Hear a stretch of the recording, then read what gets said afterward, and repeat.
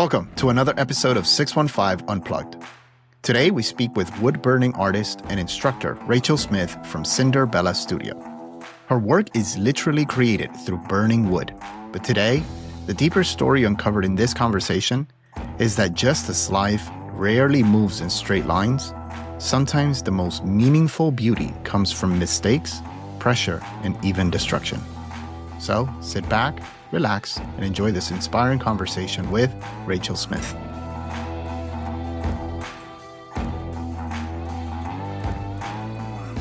Rachel, welcome to the show. Thank you. So excited to be here. I am so excited. I've been hoping to have you on the show since I came across your work at the Franklin Fall Festival. Your work just, I don't know if I've been living under a rock, but I had never seen anything like it, right? Thank you. I had never seen anything like it. I had seen some of the stuff that is the wood burned like cutting boards and all of that stuff. And I think I even have one of those at home. But the level of artwork that you were doing and that you were showcasing blew me away. Like, and I stayed there for a while, and I remember seeing one of two reactions to every single person that was walking by your booth. Either it was awe and admiration, or two, just pure disbelief. There were, like, I heard one guy was like, man, like, is that getting like laser printed? And then, so welcome to the show. Congratulations on the beautiful work that you're doing. Thank you. I just want to, give you a little bit of time to kind of share a little bit of your story and share with the listeners a little bit about who you are. Yeah, awesome. Well, I'm Rachel Smith. I go by Ray, so I kind of flip back and forth between what I'm going by at that day, Ray or Rachel. But I own Cinderbala Studios, and so I am a wood burner or a pyrographer, pyrography, the art of writing with fire. I always joke because it's so funny that everybody's got a little pyro inside of them. You just have to find the right thing to unlock it in the healthy manner, so you're not burning down houses. So I managed to unlock the healthy pyro in me. And so I've been wood burning as like an art form for 7 years, and then as a business for 2. And so I do fine art, like realism, portrait work. I do a lot of wildlife is kind of my style.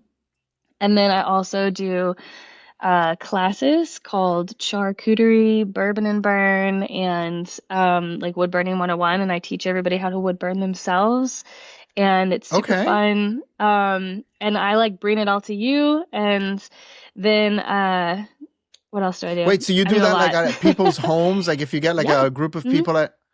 Oh, yeah. That is so cool. Yeah, and it's so much fun. I do a ton of them, and then I've got a team of girls that I'm training to teach classes so that they can do that too. But we'll either partner with one of my businesses that I partner with, or and do it there, or we'll do it in somebody's house. Or I've done a lot of Vanderbilts, and so we've gone there and done team building activities with them. So, and it's super fun. And I think like this art form looks intimidating, especially because you can't go back if you make a mistake, but it's a lot more attainable for people than people realize. And I'm literally so passionate about it. I just want to share it with everybody.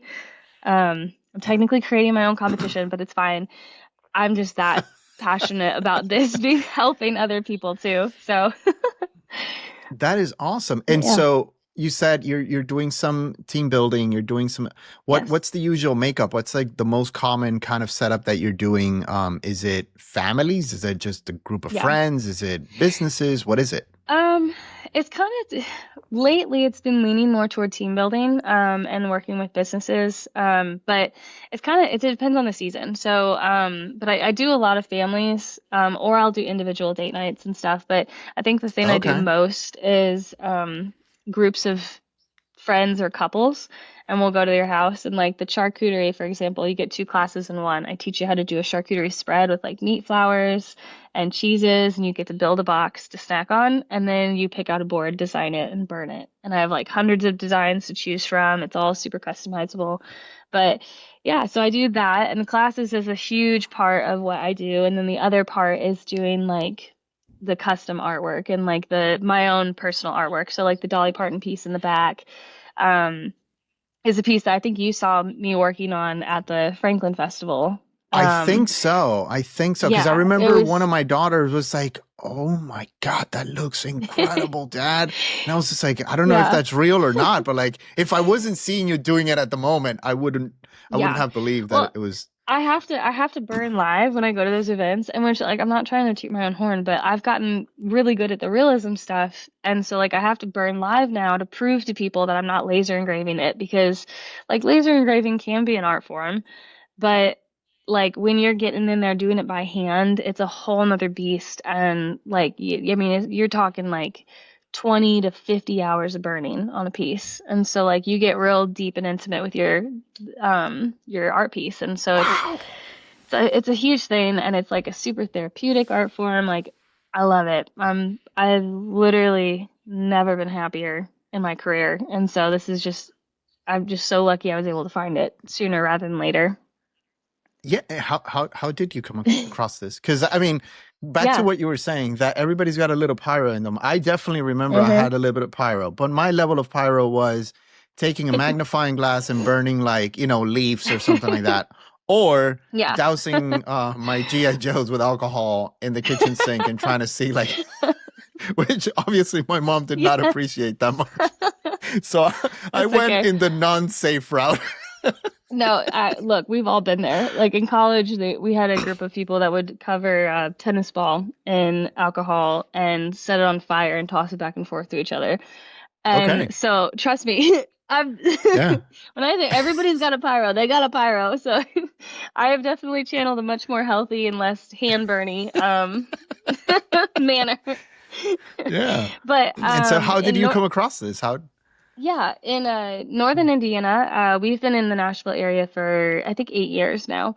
When I was in northern Indiana was when I first found it and was at like just walking around Hobby Lobby. It's cold. I hate the cold. Like we talked about this before you started recording. I dislike the cold so much. And up Okay. there, it's cold most of the year. And I was super depressed. And so I went to Hobby Lobby to try to like find something to do with my time and saw that there was wood burning and I was like, what is this? This might be fun. I'm cold. This is hot. I like playing with hot things. And then discovered Anything to in warm up. anything to warm up. I was so desperate. Um, but I found out that you can create beauty through the process of destruction.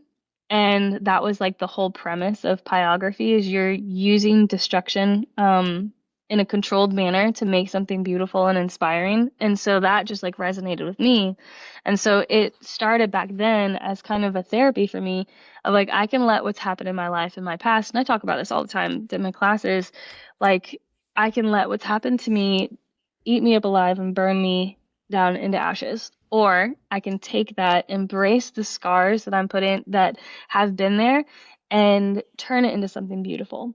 And so for me, it like forces me to slow down, forces me to embrace the imperfections, embrace the scars of your life, and say like, "Hey, I'm not ashamed of these. I'm gonna wear these with pride and like say like this is my artwork. This is bringing death or bringing no, not bringing death, bringing life from death." And so like it turned into just this thing that I just couldn't stop doing. And then when we moved down here to Nashville, I did take a break because I had to like, find a real person job because it's a lot more expensive down here than it was in northern Indiana. And then a couple years ago was just like, you know what? I'm tired of chasing after the things that everyone else tells me is going to work or not work, and I'm going to jump into doing art again and find my passion, find my joy, because it's one of the only things that have brought me peace and have brought me closer to God. And so jumped into doing that 2 years ago. And then since then, it's just like this thing that unlocked in me. And like, I never did realism. I wasn't an artist before. I just did like line work. And then a couple years ago was just like, I'm gonna try realism. And then it just clicked. And now I can't go back and I can't stop. And I've been burning every single day, even if it's just 5 minutes, for a year and a half. So it has Wow. been, I'm trying to get my 10,000 hours in, but it has been one of the most transformative journeys I've ever been on, figuring out how to utilize destruction to bring peace and beauty and strength. That's a powerful quote. Like I literally wrote it down as you said it, like beauty through destruction, which Hmm. is that's a powerful quote. How Yeah. tell me a little bit about how that has shown up in your life. Oh Obviously my gosh. now Yeah. in this process, 2 years in and all of that, Hmm. what are some of the ways that this art form, this new passion that you've Hmm. developed, how has it affected you? I mean, I can't even list all of the ways that it has, because it's almost as if like it's a reoccurring motive in my or motif in my whole life. And so like every day I can wake up and say, um, I'm gonna let today happen. And if there's a mistake that happens today, you can't go back. Same with you can't go back when you're burning. But I'm gonna shift my perspective to figure out how to make a simple mistake that I can get frustrated in and frustrated with, or I can turn it into something of like, oh, well, that happened, no going back. But now here we are, and this can be a part of the journey. And so I've kind of seen in learning how to deal with like my trauma in my past is like these scars that used to be so debilitating for me, um, I can take this now and say like, hey, I have gone through this. Has anyone else gone through this? And I'm wearing it with pride now and say like, this is how I've overcome. This is how Lord has helped me through this, and it has brought me to people in my life that I've never thought that I would be able to meet. It's given me opportunities like to like step up into myself and into like my calling, um and the embracing the fact that you will make mistakes and that it's okay to make mistakes and that that mistake can be something beautiful if you learn how to look at it the right way, has helped me have so much less fear. Like on a daily basis, I don't have as much fear anymore. I don't have fear of like what's to come at the end of my life. I don't have fear of what, like, I could say something super stupid on this podcast and like just, whatever. And I just don't, I'm like, you know what? It's okay. If I do, it is human, it's Yeah. authentic, and it's one of the things that like so many people are so worried about what other people think of them. And I think the more you take away the mistakes, the less real something feels. And so, Hmm. like, in comparison to like laser engraving, doing it by hand, there's hundreds, if not thousands, of mistakes on this piece of wood. And if I were to do it with laser, there would be like no mistakes. And, Right. but it takes away the authenticity. And I think the same is reflective of us as humans. If we take away our mistakes and we pretend like they're not there, it takes away the authenticity. And we are no longer relatable to people. Yeah. We are something that people can't talk to. So, Yeah, a so hundred long, percent. long And it's story funny. short, it's like everything. Yeah. Yeah, no, and it's funny that you mentioned that because several thoughts were going through my head when Hmm. you're sharing all of this. Number one, the fact that we do live in this social media era, right? Where Hmm. everybody's like timeline is just like a Yep. gallery version of their best times, not of Yeah. their entire time, right? So it's Hmm. easy to, and so many people Yeah. do get caught up in that process of like, well, they all seem to have it so perfect and so Yeah. well and look at their vacations and everything, but I've Hmm. always said like nobody ever posts the bad stuff, nobody ever posts Hmm. the times when you couldn't afford Yeah. the fancy dinner and you had to like stay at home and Hmm. do rice Hmm. and beans or whatever it Yep. is, and so um and I love the idea of leaning into these mistakes. Hmm. It's funny. There's this question that I've asked several times, which is what is one of your favorite failures? Those like little mistakes Yeah. that you make, or not mistakes, or things that happen along the way Hmm. that later on set you up for an even bigger blessing or Yeah. bigger success in your life. That but at the moment it felt like this is Hmm. all over, right?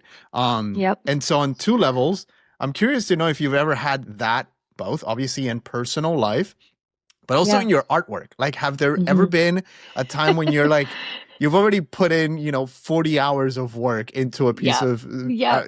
and all of a sudden you're like, oh no, and you have to figure out how to Uh-huh. complete it? Have you ever had to toss it? Have you ever, or what? Yeah. So there's a few instances. I think like in a general broader sense of my life, I when COVID happened, I ended up getting pregnant during COVID time because my husband got sent home from being on tour in the music industry, and Okay. so we ended up getting pregnant, and then I got let go from my job in the middle of all the COVID stuff. And so I had decided to like try doing like a digital marketing agency and try to start that up instead of like trying to like go into what I kept feeling called into, and which is getting back into the art. So I went into there, and that led me down this like just rolling head down in this whole, don't even know how to explain it in the best way, but basically I spent 24/7 of my time doing things for other people. I was always on call. I was so frustrated with everything. And then from that, I was like, okay, well, I did that. Maybe I'll stop working for myself and I'll work for a church. And I worked for a church for like 6 months for as like a digital marketer and, you Mm-hmm. know, their communications director.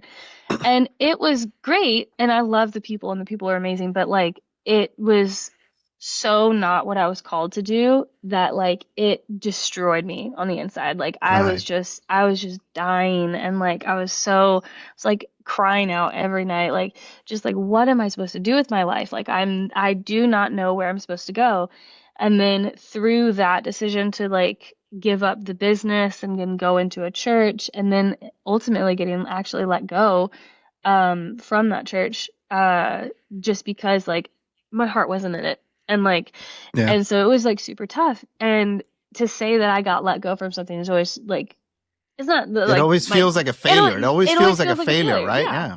And so I had never been let go from anything before in my life, and so like I was like, what have I done? Like I sold the other business to get into this, and then I was let go from it like 6 months later, and like it felt like such a huge failure. And but that failure was the thing that forced me to say like literally like my husband told me, and like I was thinking, he's like, you know what?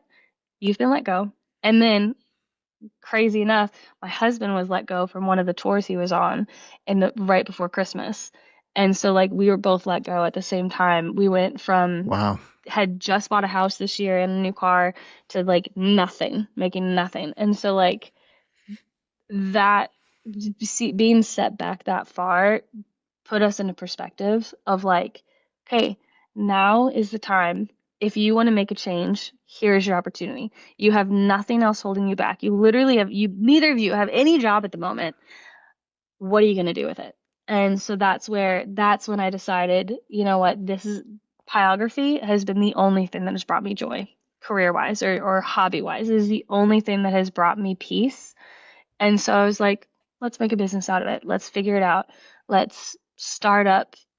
And so I started and was going to look for like a part-time job to help, but then it ended up taking off so fast that I didn't even have to do part-time. I That's went amazing. immediately into full-time artwork, and the classes help with that, and then just doing client gifts for people. I mean, it just like compounded, but I would have never been able to step into that had I have made the mistake or the failure Yeah. of choosing the wrong career and getting fired. That's And amazing. so yeah, so that kind of stuff is like, you know, taking the deep breath and the shift of your perspective, like now's your time. Go for it. Yeah. Um, And the crazy thing is yeah. that it's not necessarily anything else that you were doing before was bad. It's like tons of Hmm. people run marketing firms, tons of people Yeah. work at a church. Oh yeah. Like Oh it's yeah. not that there was anything. It was just the wrong thing for you. It wasn't Yes, exactly. what it Yeah. exactly. And I knew going into it too, and I think that's like the where the biggest like mistake or failure was is I knew going into it, this is not where I was supposed to be. Yeah. And like I could feel that, and I literally got like anxiety and sick before all this stuff. Like I was like, something is telling me no on this. And I didn't listen, and I just went into it anyway because I thought it was what was safe, and I thought it was what was like, this is an opportunity. I'm just gonna take it. Um, Instead of like actually listening and sitting Yeah. and having the open mind to it. So, It's funny. It's funny because I've always thought that God can like definitely start whispering, but and if we listen, great. Mm-hmm. If we don't, then he starts shouting. And it sounds like, he was whispering like, "Hey, don't do this," right? And so Yeah. and you didn't listen. So he started like, "Okay, well, now I have to shout. Like now you're let go twice, Yeah, he's like, from now we're taking away everything so that you yeah. have no distractions and you just listen. Like it's Yeah. almost like he put his hands on either side of my eyes, just saying, stop looking at all this other stuff and look at what I gave you. And Yeah. and On the so artwork side of things, have yeah. you ever experienced something like that where, Oh my whether it gosh, was a yes. little or a big mistake on a piece turned out to be the Hmm. thing that made the piece so good or something? Yeah. So two I mean, there's a mistake in story makes mistake story in every piece that I do. Bob Ross, happy little accidents everywhere. Like Right. there's one time I was doing a charcuterie board for they purchased it to give as a gift for a wedding, and it was like really nice, like wood that they had given me. It was like what do you call it? Like they've had this wood for years, like heirloom Okay. wood type thing. And so like there's no going back. There's no tossing it out. And I was listening to either a podcast or an audiobook while I was doing it, which now I listen to lo-fi. I've learned from the mistakes. But I was listening, and one of the names in the podcast or the book was so similar to the name that I was burning at the time that I Oh my spelt the God. name wrong. The like Oh so and my so and so and so. God. I spelt the name wrong. And I had done a time lapse of it. And so what's so funny is I actually posted this on my socials. And if you scroll back far enough, because I think it was like 2 years ago, um, you see me in the time lapse, throw my hands on the table and get close and then step back and then just disappear from the time lapse for a second. And that was me in the background pacing because I had realized what I had just done. And I was like, "Oh my gosh." And like it was a heavy burn because it was a dark wood. And so like it wasn't like something that I could easily sand away either. Like because normally if you make a small mistake, you can get your sander Oh, out and sand it okay. away. It was enough that I was like, this is starting from ground one and it's due this weekend. And so I took a break. I centered myself, and then I actually got an X-Acto knife, and you can see it in the time lapse because I come back and I then start shaving away the parts that are not supposed to be there and turned it into another couple letters and just like layer by layer shaving this wood and then took a tiny sander to try to get it that way I didn't have to erase everything and they had no idea. They had no clue. Wow. And I spent like 2 hours just with my little X-Acto knife trying to get in there and like carve away the burn that I did. And so typically I would take mistakes and like turn into something else, but when it's a name, you can't, there's not much fixing that. So Right. that was like my most stressful one, because there wasn't a lot of options for it. But there's also been one where I actually dropped a piece mid burn. I dropped the wood and it split. And then I was like, I had to figure out, I was like, you know what, actually, wait a minute. And I took and I carved more of the split out and I turned the split into part of the artwork and combined it with things and made it and like then kind of took my Dremel and kind of carved out and made it part of the artwork. And again, they're like, wow, you found this wood and you did this artwork to fit the split perfectly.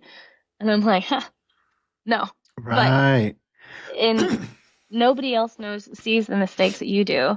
And so Right. like when you're up close burning, you notice every single stroke, you notice every single mistake or how the grain works differently and how like a dark part of the grain will burn light different than a lighter part of the grain. And but like when you step back and look at the grander picture, you're like, wow, no one's actually going to see this. And I think that's like Yeah. one of the biggest things that I try to teach people in the classes is that, you know, when you take out a magnifying glass and you look at your life, you're going to find all these things to nitpick and you're going to find all these things to judge. But if you take a step back and look at your artwork or yourself like other people see you, there's so many less things for you to judge and look at. And so, um, like that's a big part of of my process is like even like the pieces in the back, like take a step back. Don't do it all in one sitting. Make sure to take a break. Look at what you've done. Look at where you've come and then decide, is where I want to go from here the same as where I want to go from when I started this piece? And if you want to Yeah. shift it, then shift it. And And part of also, the it's journey. those mistakes that, again, this is such a beautiful analogy for like life and all of this. I Hmm. love this so much. Um, it's those mistakes that make those pieces unique. Yeah. Because yes, sure, you could laser Hmm. engrave it, but so can 30 other people with the file and a piece Yeah. of wood, and they can get exactly the same laser engraved Uh-huh. down to the, every single cut. But Hmm. by definition, you could try to make the same piece again. You won't Oh, be yeah. able to. No. And that's why, like, I pretty much have a strict rule of all of my pieces are originals. I will never redo the same design because of the journey that is done in that piece can never be recreated. I'm working on trying to get prints. We just found someone to do prints. So like we'll eventually have prints, but right now everything that's sold is like one of a Yeah. kind, is not replicated. Um, Are you yeah. seeing in the classes this idea and this philosophy and this outlook also kind of resonate with a lot of your clients, Oh or yeah. how have you seen stories of people kind of going through similar stuff that you went through, Hmm. and also experiencing some of the same things? Yeah. So like in the classes, I make sure to touch on all these points because I think one, it helps you embrace the artwork, like actual physical artwork, like not analogy related, but like it helps you figure it out, having those analogies to compare to while you're burning. But I've had a few times where like I've walked in and I'm like, teaching this and sharing my story and like my analogies here, and I just see someone start crying, and she's like, I have not realized how to let go of stuff in my past, and like this forced her. She's like, I am literally creating divots in this wood and creating burn marks and scars and so like she really resonated with it. And so I've seen it resonate really well with people. And then there's so many times where I get people who have taken classes will end up buying kits off of me or asking for recommendations of where to buy their own kits because they're like, I've never felt so peaceful in it. Yeah. And usually the people who enjoy it most are the people who can figure out how to let go.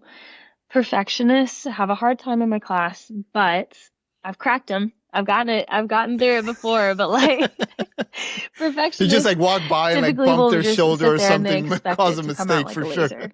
And I'm just like, yeah. And like I usually bring a couple of my pieces too, and I show them. I show everybody in the class where all my mistakes are. And I Okay. show them like this line here is a mistake. This is a hot spot. See how this line here and this fur is darker in this whole section? That's because I made a mistake. And then I decided to take the fur and deepen the fur coloration there. And so I show them where all of that is and make sure that they see that like it doesn't matter how long you've been doing it. It doesn't matter how much experience that you have. You're always going to make mistakes. And the sooner that you embrace that, the sooner you have the freedom from it and freedom of fear of failure. Like Yeah. if you can get rid of the fear of failure and just embrace it, like oh my goodness, like what can you not do without Yeah. that?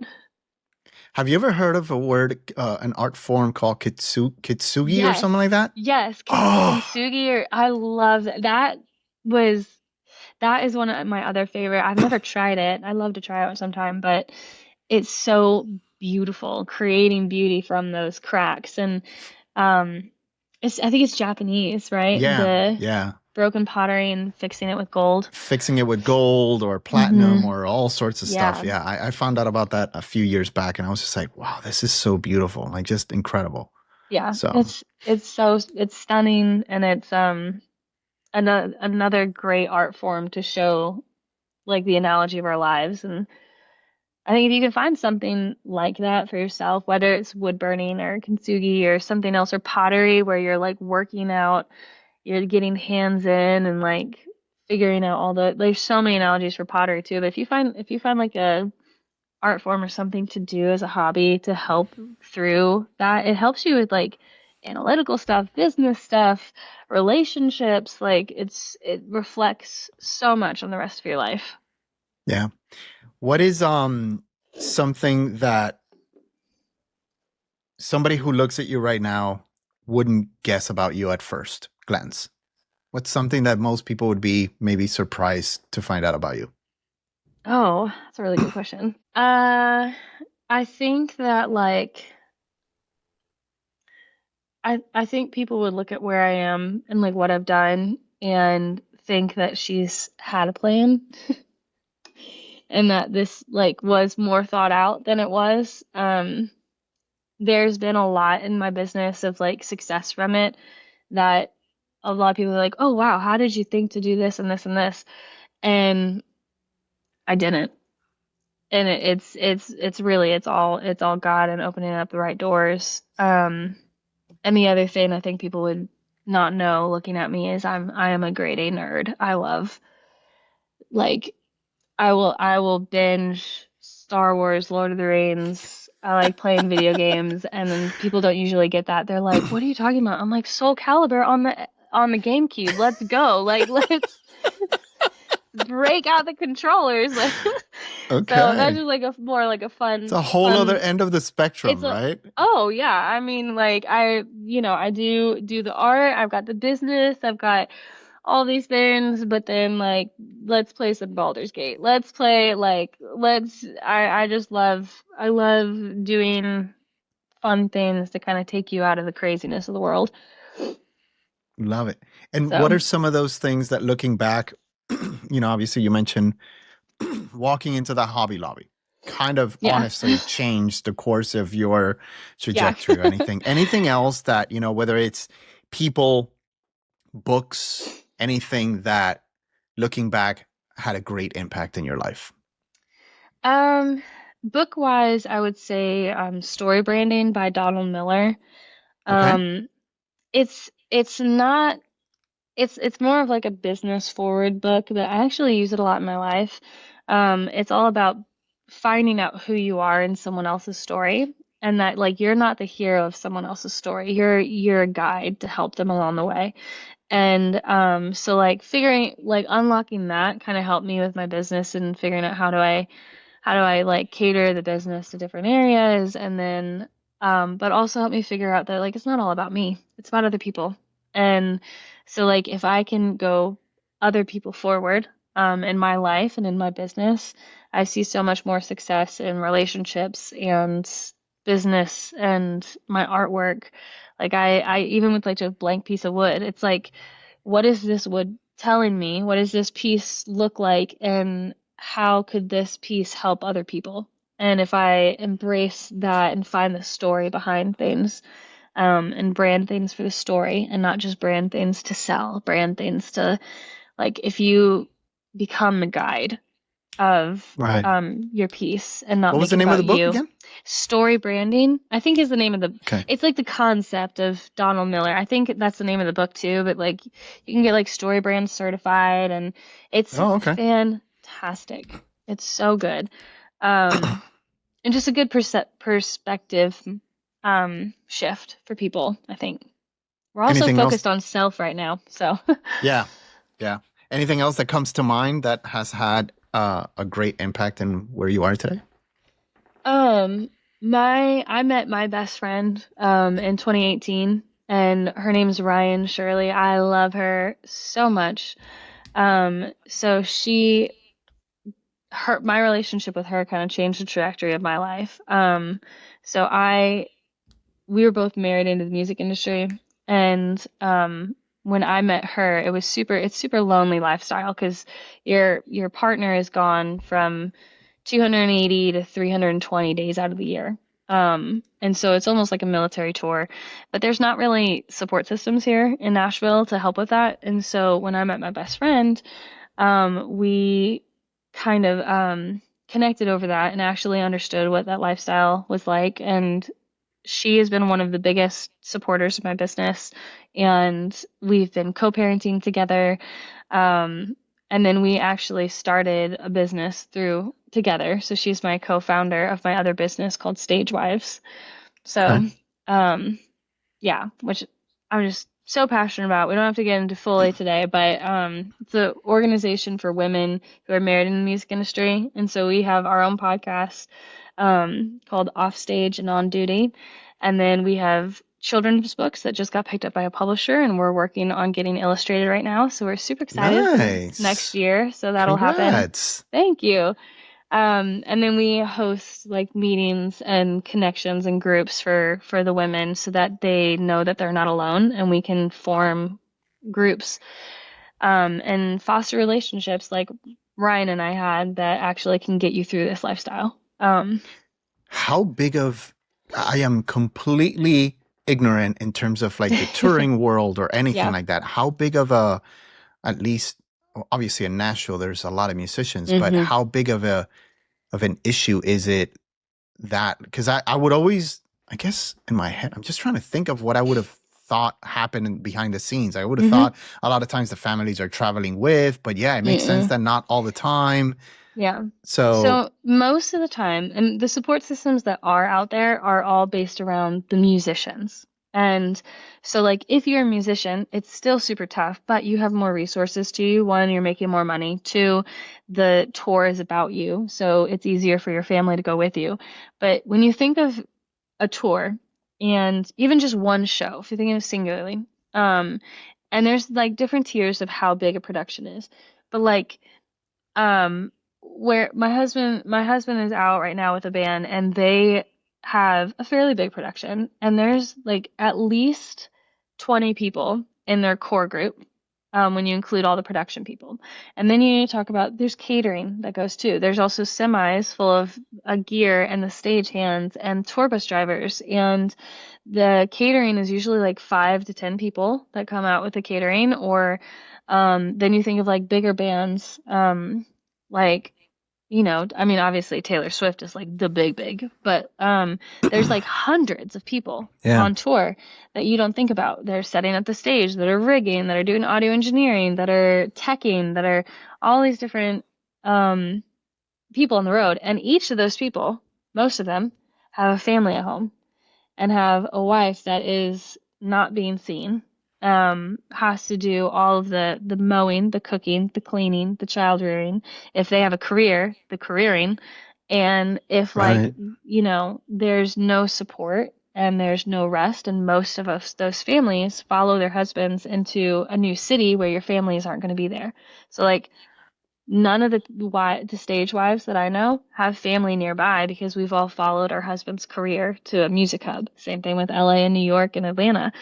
Um, you don't have support. And it's kind of, and since I'm like one of the founders, I do talk about, who he's out with at the time and like stuff, but it's kind of taboo to talk about who your person's out with, that they're even in the industry to begin with. And so you can't find other people. So it's Mm. super isolating. And so Why, like, why, why is yeah, it taboo? Like, is it, well, it's, obviously with some contractual stuff, NDAs and yeah, everything, but why yeah. is it to the level that it's not a good idea, or is it also taboo to say that they are out, period? Or, It's it's taboo to say who they're out with because a lot of times in the music industry, people will like want to be friends with certain people to get to climb the ladder, and so that's kind of taboo. It's taboo's not the best word, but it kind of fits in of for women to share that they're married in the music industry because you're announcing to the world that you're home alone. You're announcing to the world that if you don't see mm, your significant other's truck or whatever at your house, you don't so there's like a have safety there's a thing, safety thing. there's like a There's greed thing on the relationships. exactly. And Oh, then there's also wow. like emotionally, like if your relationship is not foundationally built and not strong, it also leads into like predatory people to come into your life. Like if a man knows that your husband's gone all the time. He knows that you're lonely. He knows that you don't have the Right. support system. He knows that you're probably not talking to your spouse very often on the phone either because the schedules don't align. I probably Yeah, get you're five opening minutes. yourself up for so Yeah. many. Yeah, I had never So even it's considered that. Wow. well, and then it's like if like I can't really ask my neighbors to help me, like I always use this analogy because I think it's perfect. My trampoline blew into my house back in May, and like all and went through the almost went through the glass of the windows, but went through all of the like screens and stuff, and was like the metal was up against the glass. I had to leave for an art show that I was going to be gone for 16 hours. My daughter was with my friend, and I could not lift that trampoline off. and I was like, I don't know what to do. I have literally, and this is right before we started the organization, I was like, I literally have no one to call because nobody that's in the neighborhood, I want to know that he's gone this often. Nobody that like, you know, I just didn't, I'm like, I don't feel like I have any support and I don't have anybody who's going to be able to actually do this. And so I left it and just prayed about it and ended up calling my dad. And my dad drove 7.5 hours that day while I was at the art show to come and help me. And that can't happen to most people. My dad is incredible. So the fact that he did Yeah. that was just amazing. But we get in situations like that. And so where like we have a mini plumbing emergency and we don't know, we're like trying to figure it out, or our tire blows on the side of the road. Yeah. And it's just things like that where you wouldn't think that, they're like, oh, well, why don't you call someone else? It's just most of people just it's so lonely. It's Yeah. lonely. And I guess yeah. it's probably very similar to, in some ways, and in many other ways not. People who are with somebody who's serving, right, in the Mhm. armed forces or Yeah. something like that. Because I like with the Yeah. traveling and you're getting Mhm. relocated and Yep. all of that stuff. But I guess Well, maybe there at least they don't have the. I mean, they have a lot of other things that they have to worry about, right? Like their yeah. person actually making it back alive, but Yeah. they don't have.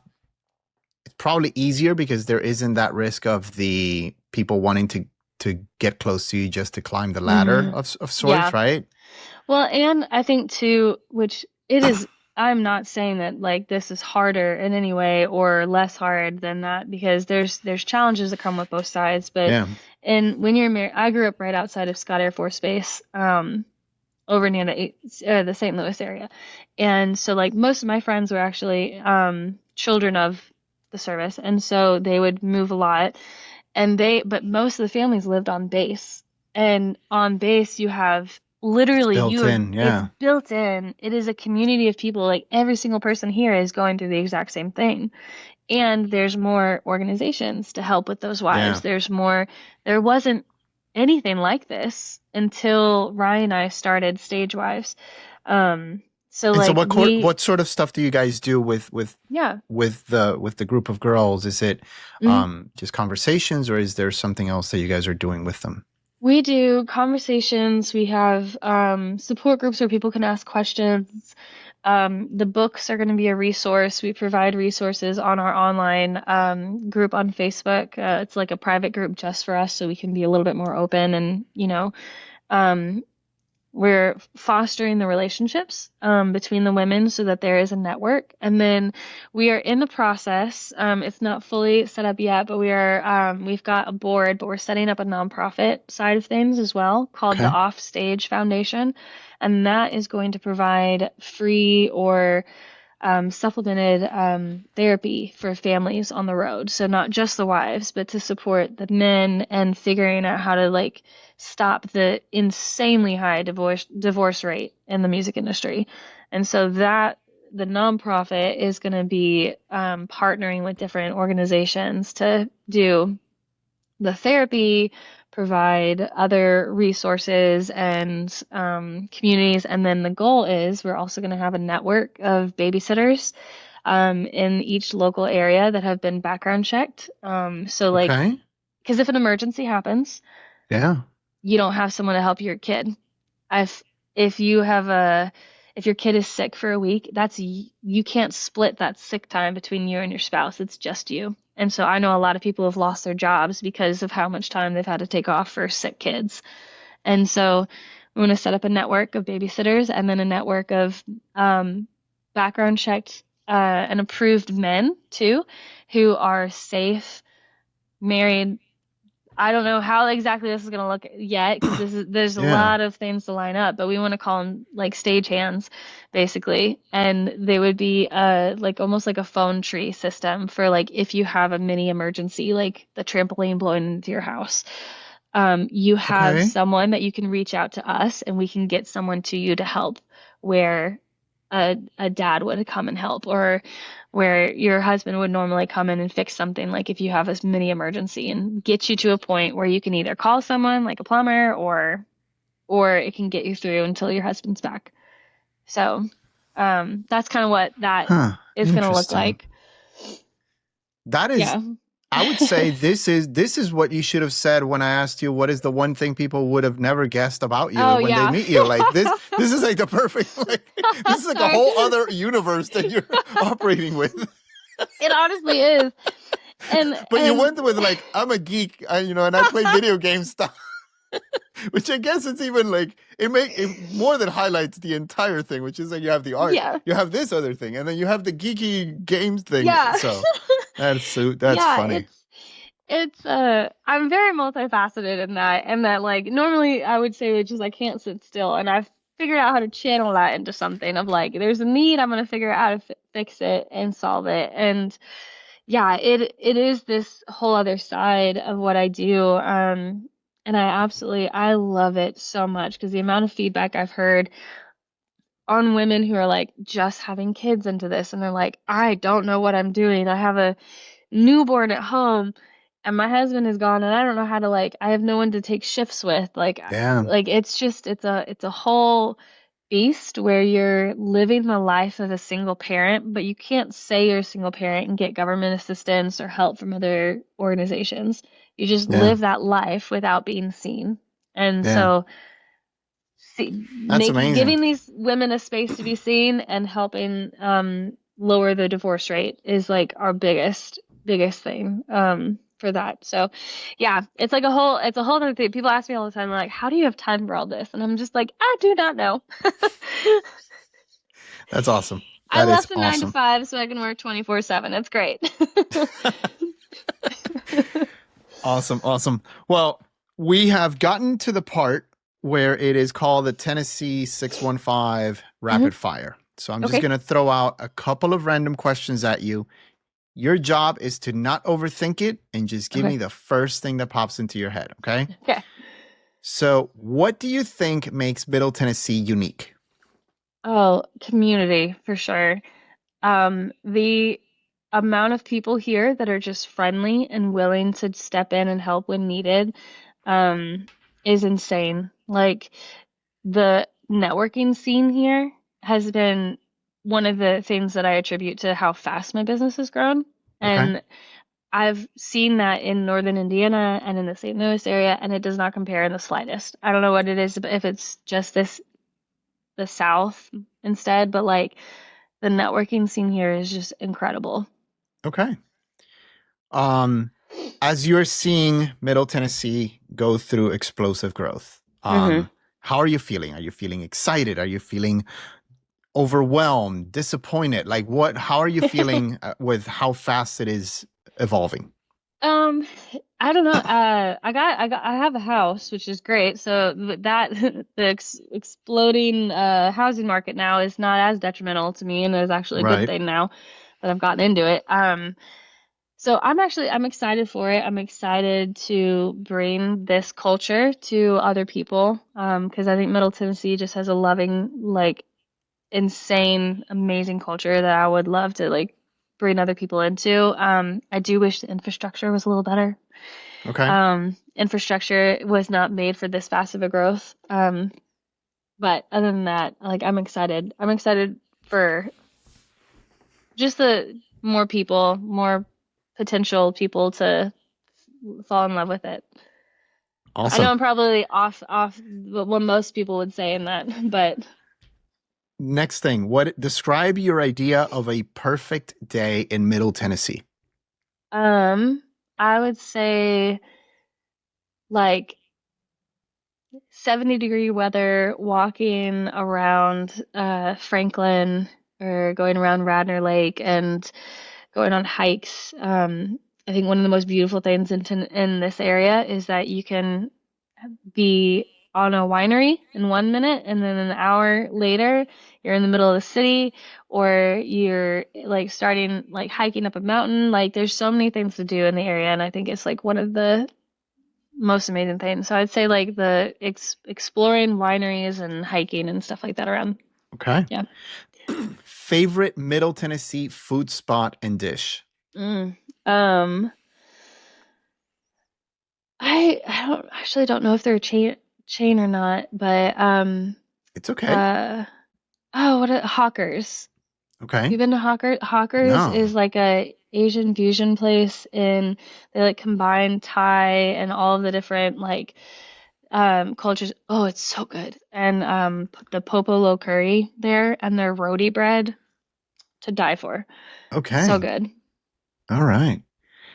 Any other Middle Tennessee people, businesses, or stories that you think I should highlight on the show? A few of the ones that I love, I think you actually have already talked to, like 1819, and Mm-hmm. um I would say, I don't know if you've talked to her yet, but Lydia with the Awaken House coffee shop in, Tr- Been trying to get a hold of her. okay, We have she's, not succeeded, but yeah. yes, that's on my radar. Yeah. Yes, so she's fantastic. I absolutely love her. Yeah, I think those are the two main ones Okay. that pop off top of my head. Nice. Love it. So, in a second, I'm going to ask you, to share with the listeners where they can connect with you and Yeah. follow along and all of the amazing stuff that you're doing. But before we do that, anything that we didn't touch on, anything that you want to share with the listeners, anything, any parting thoughts? Just to embrace who you are and to let go of the fear of making mistakes and to just let go of that fear and walk into who you feel like you're called to be, and don't let what other people say hold you back from something that you feel like you're supposed to be doing. Um, yeah. Very good. Very good. Love it. So, share where people can catch Yes, up with you, yes. connect, all of that. So my Cinderbala Studios business is cinderbalastudios.com or at Cinderbala Studios on all platforms, TikTok, Facebook, Instagram. And then for my Stage Wife business is at Stage Wives on Instagram and Facebook, and then stagewives.com. So you can find me there.